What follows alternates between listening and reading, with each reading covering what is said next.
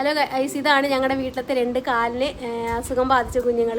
ഒരാളിന് പിന്നിലത്തെ കാല് സ്വാധീനമില്ല, മറ്റൊരാളെന്ന് പറയുമ്പോൾ ജന്മന നടക്കാത്ത ഒരാൾ നമ്മൾ ഫിസിയോതെറപ്പി ചെയ്തതിൻ്റെ ഫലമായിട്ടാണ് ആ കുഞ്ഞ് ഇച്ചിരിയെങ്കിലും നടക്കുന്നത് കേട്ടോ.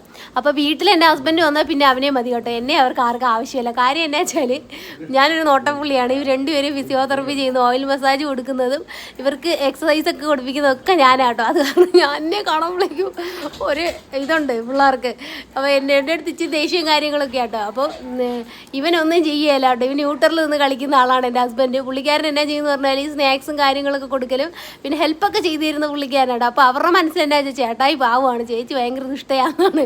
അപ്പോൾ ഇതാണ് കേട്ടോ, കുഞ്ഞിന് ഭയങ്കര ബുദ്ധിമുട്ടാണ് ഇപ്പോൾ ഇരിക്കാൻ ഒക്കെ. അവളെങ്ങനെ ഇരിക്കുന്നുണ്ടോ, 1 മിനിറ്റ് അവൾ കഷ്ടപ്പെട്ടിട്ടാണ് ഇരിക്കുന്നത് കേട്ടോ. അപ്പോൾ മറ്റേ ആൾക്കാരൊക്കെ ഉറക്കമാണ്. അപ്പോൾ മറ്റൊരാളിത് ഇവിടെ തന്നെ ഉണ്ടായിരുന്നു, ഇപ്പോൾ ഫോൺ കാണാം. ഇയാളുടെ കാല് ഇങ്ങനെയാണ്.